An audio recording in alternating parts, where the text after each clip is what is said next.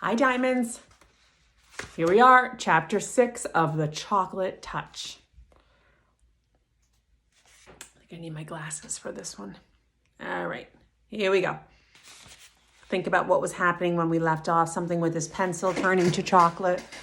Him running to the water fountain, in desperate need of a drink, and that turned to chocolate.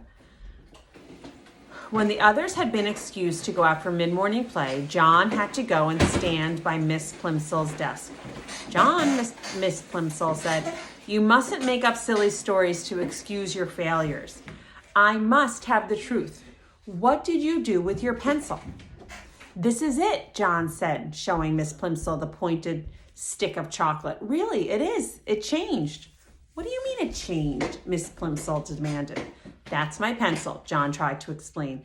"Only it isn't the same anymore. Nothing stays the same today. If I put it into my mouth, the same thing happened when I chewed my gloves. They turned to chocolate too." "John," said Miss Plimsoll slowly, "do you feel okay?" "Yes, thank you," John said. "I feel all right, except," he added, "I'm getting so thirsty. The water from the water fountain turned to chocolate. And so did the upstairs. I would like a drink of cold water." "Yes, John," Miss Plimsoll said. She suddenly looked pale. "You run out and play with the others. I'm going to have a talk with the nurse. And John," Miss Plimsoll said, as he started toward the classroom door, "here's another pencil. Be a good boy and try not to lose it. I'm afraid I'll have to keep this piece of chocolate until school's out. You know we don't allow anyone to eat candy in class." Miss Plimsoll put the slightly chewed chocolate pencil in her desk drawer, and John went out to look for Susan. He found her skipping rope with 2 girls in his class. John usually scorned skipping rope. He preferred hide and seek, tag, FBI, and spies, kick the can, or any other good, exciting game. Jumping up and down in one place just to avoid being hit by a rope seemed silly to him. But he was sorry for having spoiled Susan's silver dollar, and he was willing to make a sacrifice. "Susan," he said. Susan continued to bounce on one foot as her 2 friends swung the rope over and under, over and under her. She didn't seem to notice John. "I'll skip with you," he offered. Susan stopped, and the rope was caught by her shins. "Let's try doubles, backwards," she said, but not to John. She ignored John. "You go first, Betty. Ellen, you go second. I'll go last. The one who does it the most time gets the first slice of my birthday cake." Susan looked at John, raised her eyebrows, shut her eyes, and stuck out the tip of her pink tongue. Then she turned back to the girls and smiled. Ellen whispered in Betty's ear, and Betty whispered in Susan's ear. Then all 3 of them looked at John and at each other, and they burst out laughing. "Oh, Susan," John protested, "I didn't mean to do it. The trouble is, there's something magic about me today. Everything I put into my mouth turns to chocolate."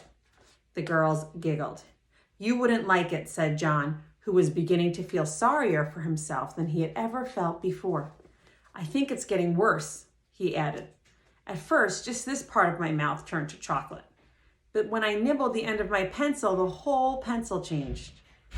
Susan said. The others hooted with glee. "Maybe I'll get sick and die," John warned. "Maybe I'll turn to chocolate myself. Then you'll be sorry." "I don't believe one word about this chocolate," Susan said. "And if it's true, you'd be glad because all you ever do is eat chocolate." "If you don't believe me," John retorted, "just you give me the skipping rope and I'll prove it." The girls looked questioningly at each other for an instant. But as they hesitated, the bell rang and it was time to go back to the classroom. The rest of the morning passed slowly for John. He was afraid that his mother was going to be cross about the missing gloves. She might not accept the excuse that he had eaten them. He regretted his messed up math test. He was sad about Susan's anger and disbelief, and he was getting very, very thirsty. Once during geography and once during art, he was excused to get a drink of water. Both times, however, he swallowed nothing but sweet chocolate. His mouth was getting stickier and sweeter and drier by the minute. It's the end of chapter 6. See what happens to John Midas in chapter 7.